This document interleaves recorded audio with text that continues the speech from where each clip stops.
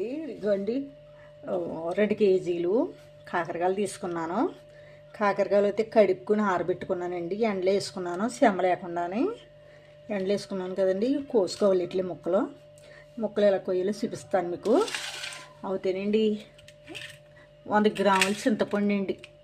వీటికి ముక్కలకు సరిపడగా 100 గ్రాములండి. 100కి కొంచెం ఎక్కువే ఉంటుందిలేండి చింతపండు. గుజ్జు తీసుకున్నానండి ఇది. ఆ తర్వాత ఏంటి స్పూను ఉప్పు తీసుకున్నానండి. కళ్ళుప్పు తీసుకున్నాను. స్పూన్నర కారం తీసుకున్నానండి. స్పూన్నర కొద్దిగా అండి ఇంగవ ఎంతో కదండి కొద్దిగా వేసుకోవాలి. ఇంగవ లైట్గా ఫీవర్ గురించి అండి, అందుకంటే ఏం కాదు. ఇవి అవుతాయండి. ఇది కొంచెం ఉడకబెట్టుకోవాలండి. చింతపండు గుజ్జులాగా ఉడకబెట్టుకోవాలండి. అంతలోకి నేను ఉడకబెడతానండి. దీన్ని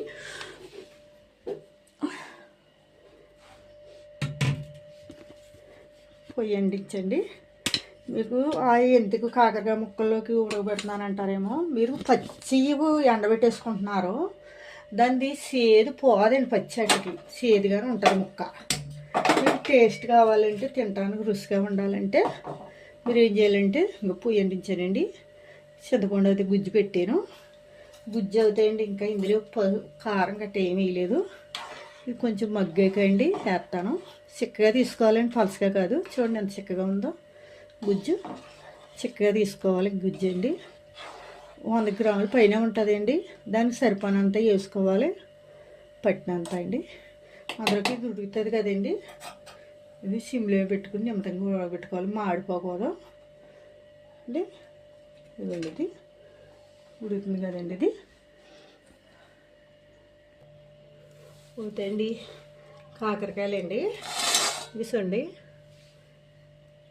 ముచ్చుకులు తీసేసుకోవాలండి. ఇవి ముచ్చుకులు పెద్దకాయలు అయితే ఇలా చేసుకోవాలండి. ఇట్లా గింజలు అయితే తీయకూడదండి. ఇవి అండి ముదిరిపోయినాయి కదా అని తీసేస్తారేమో. తీయక్కలొద్దు, వీటికి ఇయ్య రాలిపోతాయి.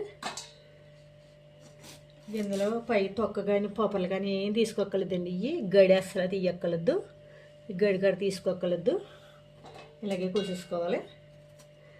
పాదు పెట్టామన్నాను కదండి.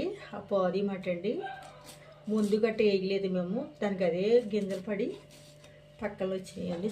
కాయలు శనకాయలు ఉన్నాయనుకోండి, శనకాయలు కూడా 4 పేలు కోసేసుకొచ్చండి. ఇంకా చిన్నగా కోసుకోక్కర్లేదు. వీటిని ఇవి 4 ముక్కల కింద కోసేసుకుంటామండి. ఇవి ఇలాగా